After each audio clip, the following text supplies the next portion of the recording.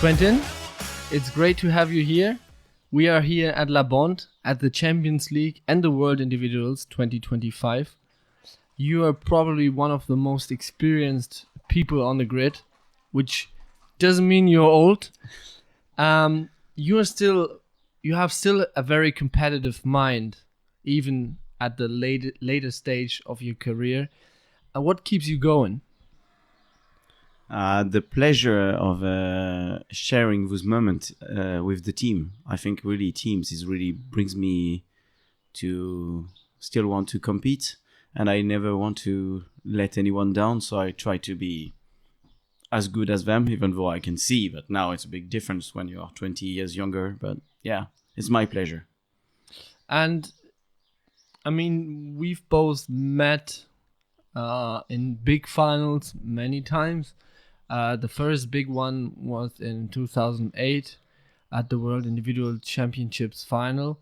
I ended up winning the final by 2 points, and I don't have a very good memory of all situations, but I remember coming over the line, seeing where everybody else was, and I knew I kind of had won.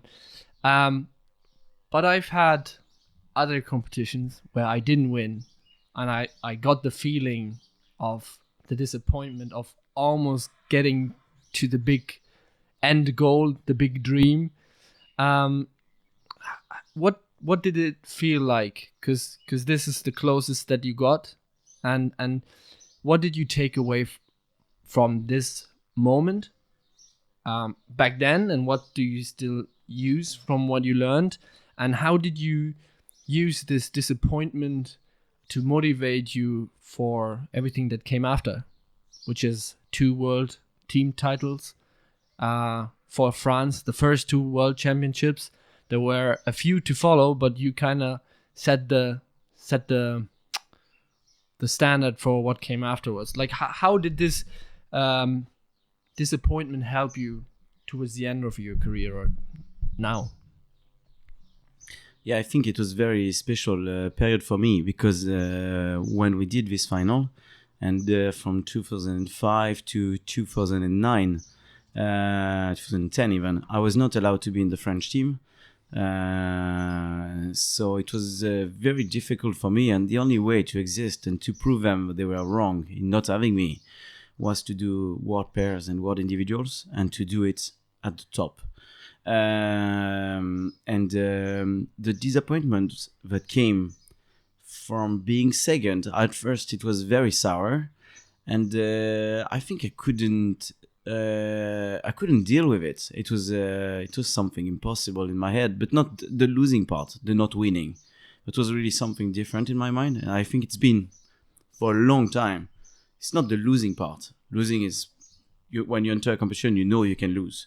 But the not winning, because I really felt like I was disappointed in the fact that I let it go when I should have done the job when my horse was this perfect. You know, it was really a disappointment of me not giving enough to my horse that had given me so much to be there. And the disappointment was huge. And still is, because I still wish to win one individual one day, and I know it's getting harder for me now. Of course, it's not getting harder because it was huge when we did it. It's just changing. But to me, I've done a lot of analysis. Spoke with a psychiatrist, spoke with a psychologist, discuss my life and my career as a sports person, and I've come up to the fact that it was also a choice to be second or third. You know, I was so happy to often be there, but I was very happy, and you know, the winning was never something I thought was possible, and this is why I was even more disappointed, because I realized, oh, that was possible.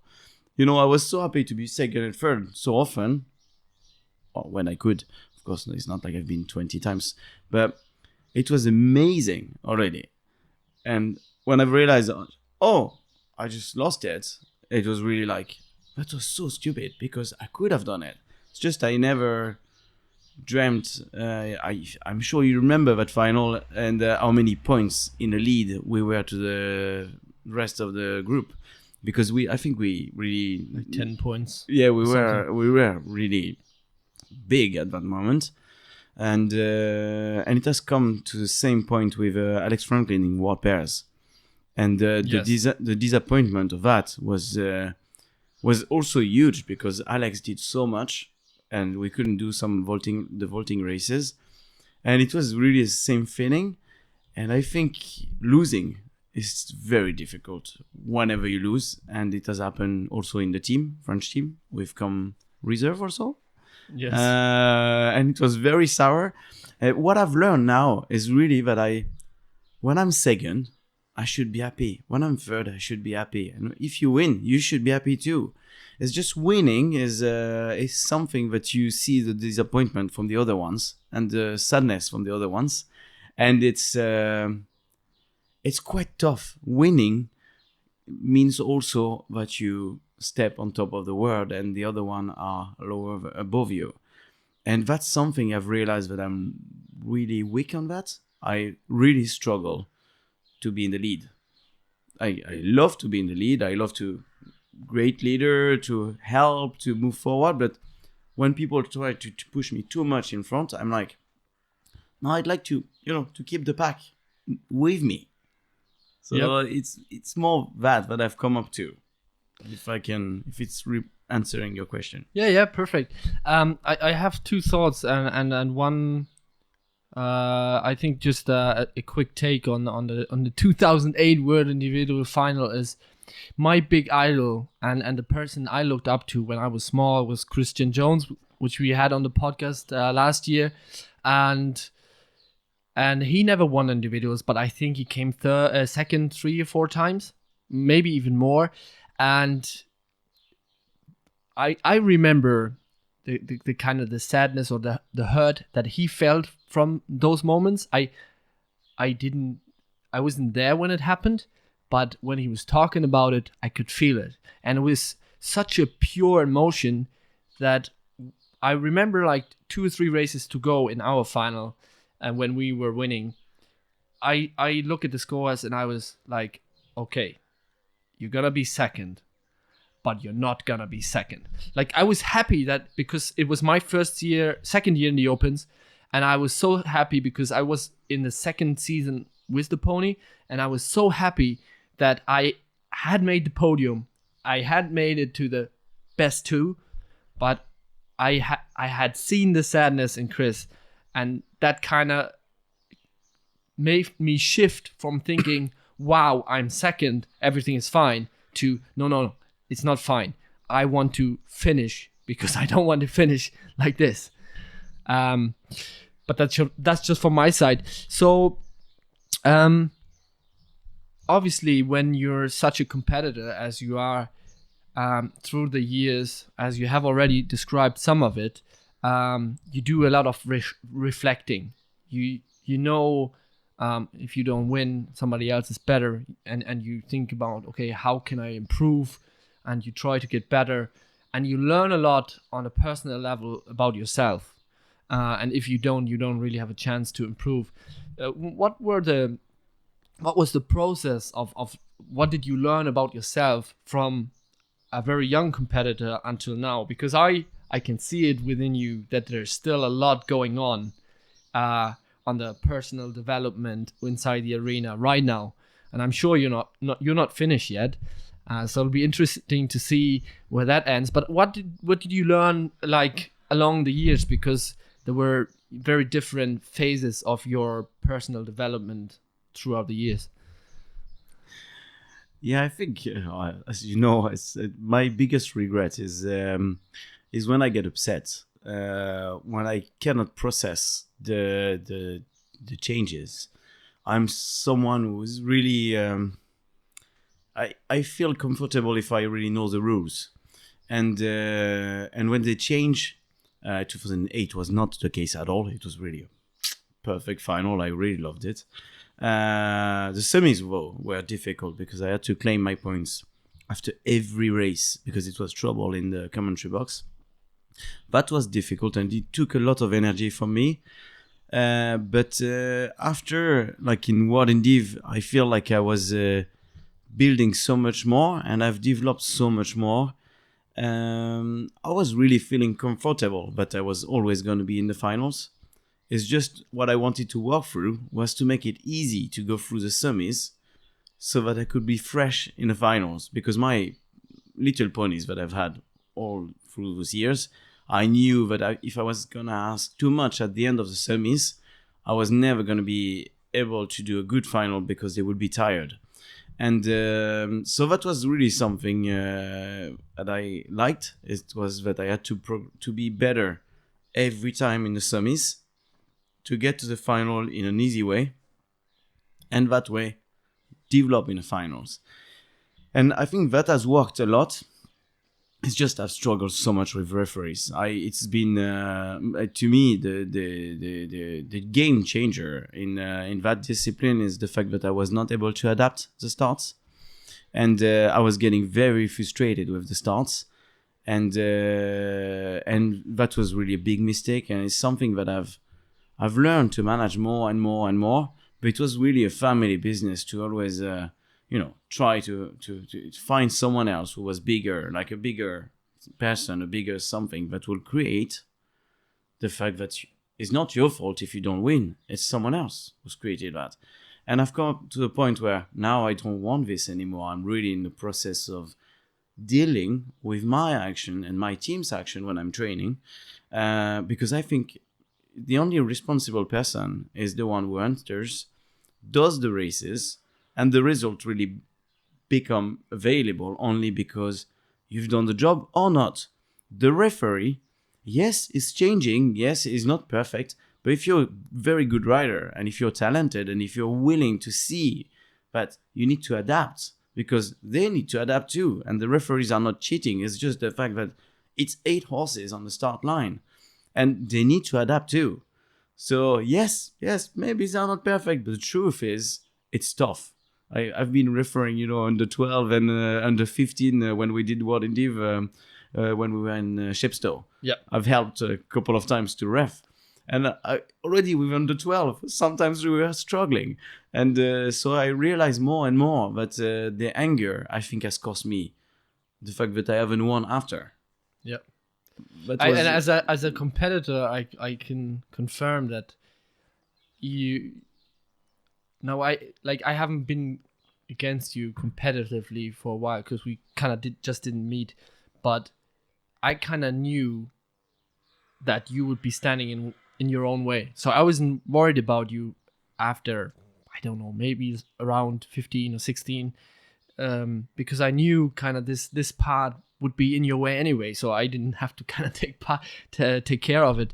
When did you, like this what you've just explained, when do you think that that you understood this part of yourself? Like, when did you understand it, and how did you get to the point of that?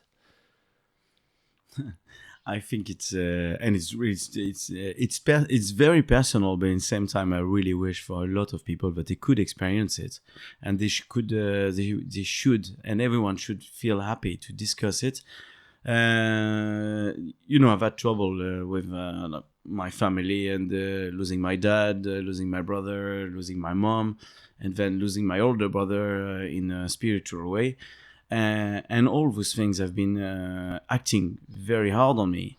And I could feel really the symmetry with the pain I was feeling in losing and the pain I was feeling in losing someone. Yep. So I could understand that a part of me, every time I was losing, was dying. That was really what was happening in my brain. And I've been built, because before games, I was doing a lot of show jumping. Yes. You should have seen the amount of time in Grand Prix, show jumping Grand Prix. I was supposed to be the champion. I had the best horse. I was the best rider, for real. Everything worked so well. Every competition during the season, I was winning. Coming to French Champs, just on the final, final court. I just had to do a clear jump. It was very easy. But I don't know, it was so much pressure coming from everywhere. And I think my mom was really living through me in those moments, and she was putting a lot of pressure on me without realizing. And I was just like trying, and boom. And until I made that mistake, and then I could finish my jump so easily because I was released. And I think it has created this pattern also of, finding it hard to cope with the pressure.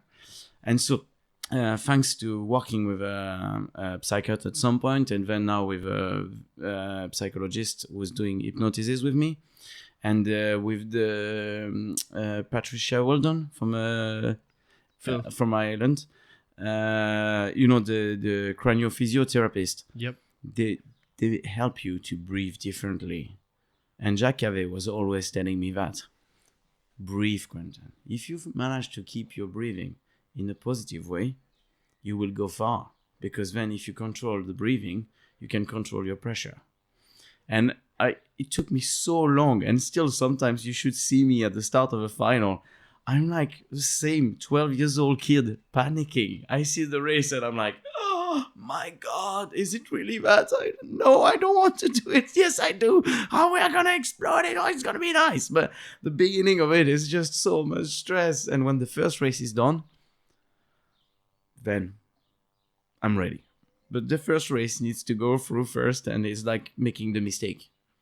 Yeah, I don't need to make a mistake in the first race. It's just I need to go through that mistake, which is the first race. It's big like that. It should be the first race. And then I'm released and I can play. Yeah. But the first race is very difficult for me. Even tomorrow morning. Yeah. It will be difficult for me, the first race. I'm expecting Bending to be the first one. A lot can go wrong. Quentin, I think what people sometimes are not seeing is that you actually have gone through a tough life. I mean, we are here at La Bande, and for those that don't know, La Bande has been the center of mounted games Europe for a while. After the Brexit, especially, you have built you've built a home for mounted games whenever we need it. I have personally had the advantage to ride here. I had the experience to ride here, to become world champion here. I've been defeated here. I've been injured here. I've had very great moments, and we really hope we'll be able to stay here for as long as we are. And we can see that you keep putting in the work to improve the showground, to really get better every year, as you do with yourself. And I just want to show our appreciation for what you're doing for the sport. But I also want to say thank you for your deep insights. And I'm sure not all the small competitors, under 15, under 18, will be watching this podcast.